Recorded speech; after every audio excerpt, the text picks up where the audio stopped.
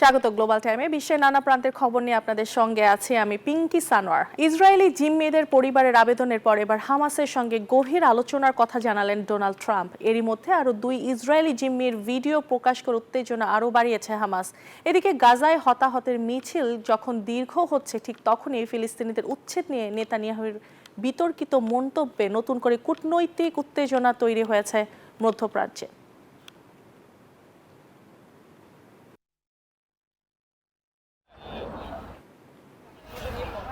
গাজায় আটক জিম্মিদের ব্যাপারে আবারও মুখ খুললেন মার্কিন প্রেসিডেন্ট ডোনাল্ড ট্রাম্প। শুক্রবার হোয়াইট হাউসে এক সংবাদ সম্মেলনে যুক্তরাষ্ট্রের সঙ্গে হামাসের গভীর আলোচনা চলছে বলে জানান তিনি।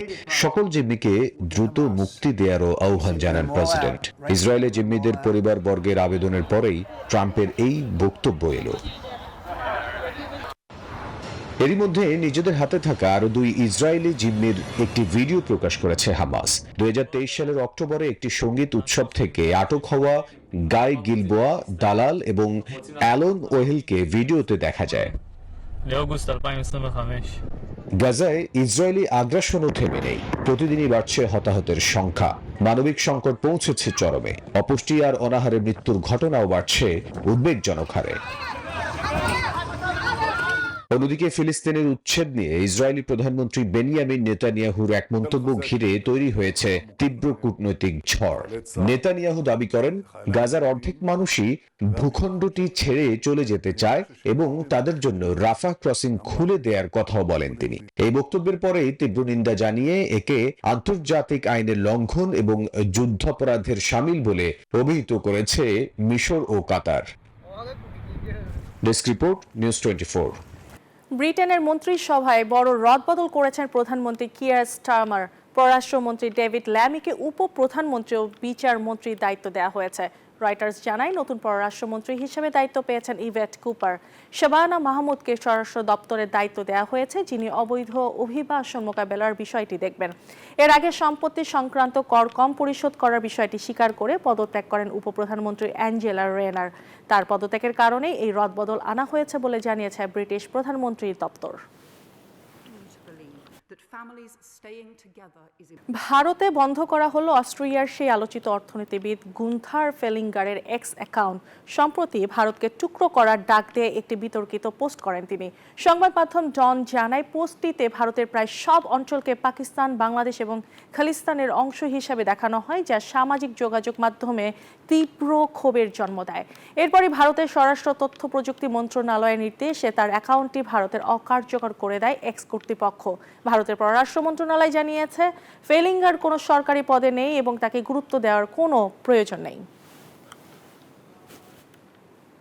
জাতিসংঘ সাধারণ অধিবেশনে যোগ দিতে যুক্তরাষ্ট্র যাচ্ছে না ভারতের প্রধানমন্ত্রী নরেন্দ্র মোদী। ট্রাম্প প্রশাসনের সঙ্গে শুল্ক উত্তেজনার মধ্যে এমন খবর প্রকাশ করল দেশটির গণমাধ্যম। যদিও এর বদলে ভারতের প্রতিনিধিত্ব করবেন দেশটির পররাষ্ট্রমন্ত্রী এস জয়শঙ্কর। তবে মোদীর অনুপস্থিতি নিয়ে আন্তর্জাতিক মহলে চলছে নানা আলোচনা। প্রতি বছরই জাতিসংঘ সাধারণ পরিষদের অধিবেশনে যোগ দিতে যুক্তরাষ্ট্র সফর করেন বিশ্বের বিভিন্ন দেশের সরকার ও রাষ্ট্রপ্রধানরা। তবে এবছর ভারতের প্রতিনিধিত্ব করছেন না নরেন্দ্র মোদী। শুক্রবার জাতিসংঘ বক্তাদের আপডেট তালিকায় দেখা গেছে, এবার ভারতের হয়ে 27 সেপ্টেম্বর নিউ ইয়র্কে বক্তব্য রাখবেন এস জয়শঙ্কর। এর আগে 26 সেপ্টেম্বর বক্তব্যের তালিকায় মোদীর নাম থাকলেও এবার তা বদলানো হয়েছে। একই দিনে বাংলাদেশ, পাকিস্তান, চীন ও ইসরায়েলের সরকার প্রধানরা বক্তব্য রাখবেন। গণমাধ্যমের বরাতে জানা যায়, প্রচলিত নিয়ম অনুযায়ী প্রথম বক্তা থাকবেন ব্রাজিল, এরপর বক্তব্য রাখবেন যুক্তরাষ্ট্রের প্রেসিডেন্ট ডোনাল্ড ট্রাম্প। আগামী 9 সেপ্টেম্বর সাধারণ পরিষদের 80তম অধিবেশন শুরু হবে। সাধারণ বিতর্ক চলবে 23 থেকে 29 সেপ্টেম্বর পর্যন্ত। এর আগেও ভারতের ক্ষেত্রে প্রথমে প্রতিনিধি দলের নেতৃত্বে পররাষ্ট্রমন্ত্রী যাওয়ার কথা থাকলেও পরে প্রধানমন্ত্রী নিজেই যোগ দিয়েছেন। এদিকে গেল ফেব্রুয়ারিতে দ্বিপক্ষীয় বৈঠকে অংশ নিতে যুক্তরাষ্ট্র সফর করেছিলেন মোদী। তবে আগের সেই মধুর সম্পর্কে এখন দেখা দিয়েছে তিক্ততা। এর মাঝে মোদীর অনুপস্থিতি নিয়ে আন্তর্জাতিক মহলে চলছে নানা আলোচনা, যদিও এ নিয়ে এখনো কোনো মন্তব্য করেনি যুক্তরাষ্ট্র। আফরিন মৌ, নিউজ 24। ভারতের রাজস্থানে জয়পুরের একটি পুরনো ভবন ধসে পড়ে 2 জন নিহত হয়েছে, আহত হয়েছে আরও 7 জন। শনিবার ভোরে জয়পুরে হঠাৎ করে পুরনো একটি ভবন ধসে পড়ে। পুলিশ জানায় ভবনটিতে প্রায় 19 জন ভাড়াটিয়া থাকতেন, তাদের মধ্যে 7 জন আহত হয়েছেন। স্থানীয়রা জানিয়েছেন এলাকায় অনেক পুরনো এবং জীর্ণ ভবন রয়েছে। তারা অভিযোগ করেন পৌর কর্পোরেশন এসব ভবনে ঝুঁকি থাকা সত্ত্বেও কার্যকর পদক্ষেপ নিতে ব্যর্থ হচ্ছে।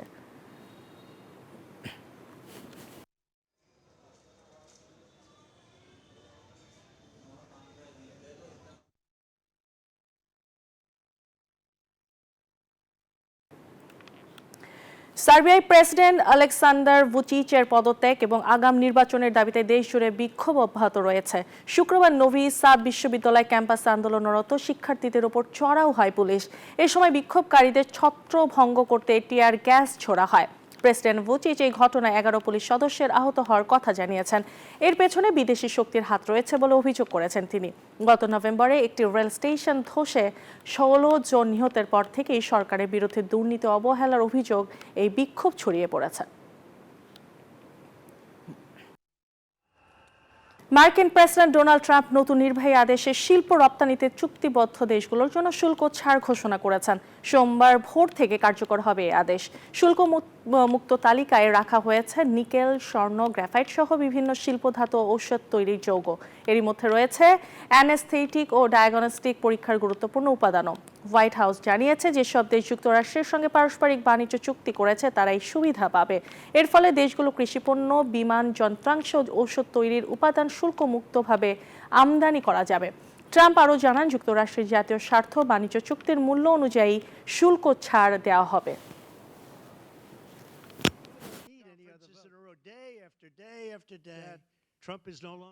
জাপানের শিজুকা প্রিফেকচার টাইফুন পাইফার আঘাতে ভেঙে পড়েছে শতাধিক ঘরবাড়ি, আহত হয়েছেন অন্তত 23 জন। শুক্রবার শিজুওকা প্রিফেকচারে টাইফুন পাইফার তীব্র দমকা হাওয়ার অন্তত 220টি ভবন ধ্বংস হয়েছে। স্থানীয় গণমাধ্যম এনএইচকে জানিয়েছে শুধুমাত্র মাকিনোহারা শহরে আহত হয়েছেন অন্তত 23 জন। ঝড়ে ঘরবাড়ির ছাদ উড়ে গেছে, গাড়ি উল্টে পড়েছে এবং বিদ্যুৎ বিভ্রাট দেখা দিয়েছে প্রায় 17,000 বাড়িতে। এছাড়া ইয়াইউজুকাকেগাওয়া ও ইয়োশিদা শহরেও ব্যাপক ক্ষয়ক্ষতির খবর পাওয়া গেছে। টাইফুনটি শুক্রবার রাতে উষ্ণমণ্ডলীয় ঝড়ে রূপ নিলেও প্রবল বৃষ্টিপাতে রেল সেবা বিঘ্নিত হয় এবং বন্যা ও ভূমিধসের আশঙ্কা তৈরি হয়।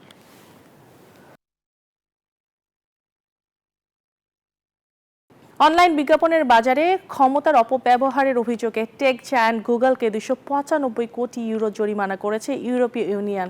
ইউরোপীয় কমিশনের অভিযোগ গুগল নিজেদের বিজ্ঞাপন প্রযুক্তিতে অন্যায়ভাবে সুবিধা দিয়ে প্রতিযোগীদের হটিয়ে দিয়েছে। তবে এই সিদ্ধান্তকে ভুল বলে আখ্যা দিয়ে এর বিরুদ্ধে আপিল করার কথা জানিয়েছে গুগল।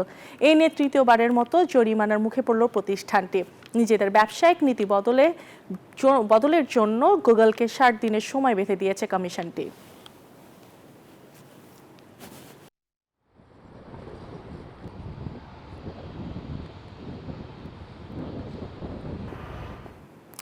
কিংবদন্তি ফ্যাশন ডিজাইনার জর্জিও আরমানি আর নেই। 91 বছর বয়সে তিনি নিজ বাড়িতে শেষ নিঃশ্বাস ত্যাগ করেন। আরমানির ইচ্ছানুসারে তার অন্ত্যেষ্টিক্রিয়া হবে ব্যক্তিগত, তবে মিলানে তিয়াত্রো আরমানিতে 2 দিন জনসাধারণের জন্য শেষ শ্রদ্ধা জানানোর সুযোগ থাকবে। ফ্যাশনের icon Giorgio Armani king Giorgio নামে পরিচিত। এই ডিজাইনার 1975 সালে প্রতিষ্ঠা করেন নিজের ব্র্যান্ড, যা দ্রুত বিশ্বজুড়ে অভিজাতপূর্ণ অথচ সরল নকশার প্রতীক হয়ে ওঠে। মিলানের ছোট্ট শহর থেকে শুরু করে পৃথিবীর ফ্যাশন রাজধানীতে আধিপত্য জর্জিও আরমানি প্রমাণ করেছেন সহজাতেই হলো চিরস্থায়ী সৌন্দর্য। 1970-এর দশকের শেষ দিকে লাইনিং বিহীন জ্যাকেট ও সহজ সরল ডিজাইনের মাধ্যমে তিনি আন্তর্জাতিক ফ্যাশন মানচিত্রে ইতালিকে প্রতিষ্ঠিত করেন। সে সময়েই আধুনিক ফ্যাশন জগতে স্বল্প সুন্দরতার ধারণাকে জর্জিও আরমানি কোটি কোটি মানুষের কাছে জনপ্রিয় করে তুলেছিলেন।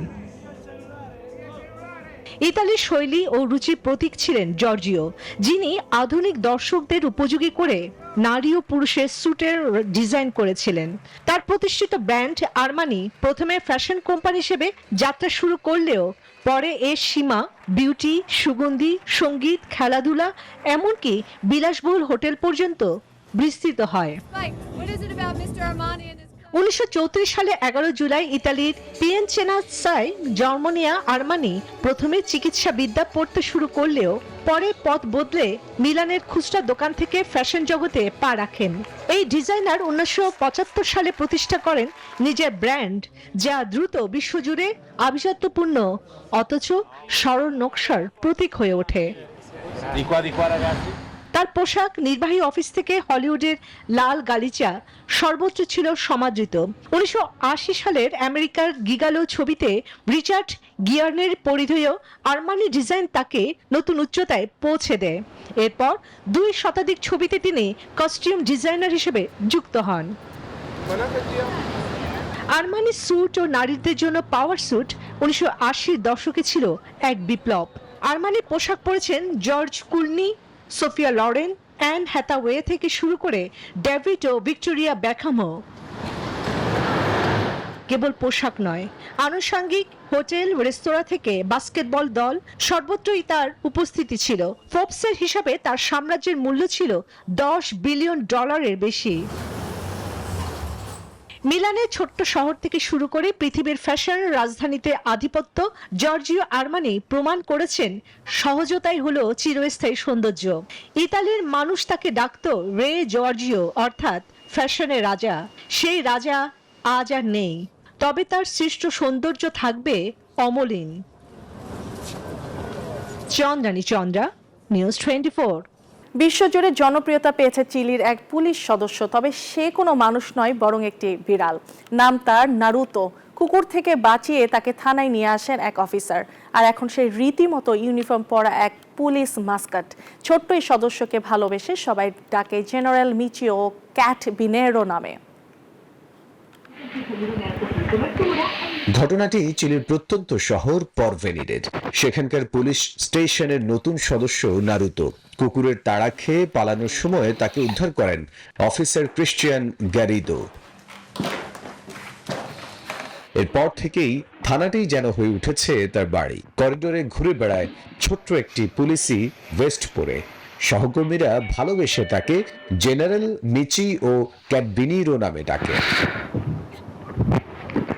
চিলির জাতীয় পুলিশ বাহিনীকে ক্যারাবিনিরোস বলা হয়, আর সেই নাম থেকেই নারুতোর এই মজার নাম। লন্ডনের টেমস নদীতে দেখা গেল ইতিহাসের এক ঝলক। 1000 বছরের পুরনো ভাইকিং জাহাজের এক প্রতিরূপ সাগা ফারম্যান তার ইউরোপীয় সমুদ্রযাত্রা শেষ করলো বিখ্যাত টাওয়ার ব্রিজের নিচে দিয়ে। 10ম শতাব্দীর এই পণ্যবাহী জাহাজটি প্রাচীন বাণিজ্য পথ ধরেই পাড়ি দিয়েছে দীর্ঘ পথ। নরওয়েতে পাওয়ার মূল জাহাজের আদলে তৈরি করেছেন কিছু উৎসাহী মানুষ। লন্ডনের টেমস নদীর বুকে ভেসে উঠল ইতিহাসের এক জীবন্ত অধ্যায়। 1000 বছরের পুরনো ভাইকিং জাহাজ সাগা ফারম্যান যখন টাওয়ার ব্রিজের নিচ দিয়ে যাচ্ছিল, তখন তৈরি হয় এক মনোরম দৃশ্য। প্রাচীন বাণিজ্য পথ ধরে ইউরোপ পাড়ি দেওয়ার শেষ ধাপে লন্ডনে নোঙর ফেলল জাহাজটি।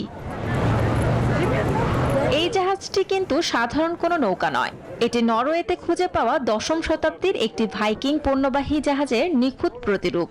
মূল জাহাজটি অনেক আগেই আবিষ্কৃত হলেও 70-এর দশকে সেটিকে মাটি খুঁড়ে বের করা হয়। ওক আর পাইন কাঠ দিয়ে 21 মিটার লম্বা এই সাগা ফারম্যান তৈরি করতে লেগেছে বহু বছর।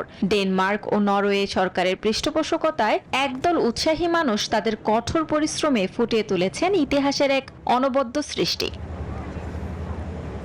Desk report, news 24। আর এই ছিল নিউজ 24 আন্তর্জাতিক সংবাদের আয়োজন। আরো খবর বিশ্লেষণ জানতে ভিজিট করুন www.news24bd.tv। ধন্যবাদ।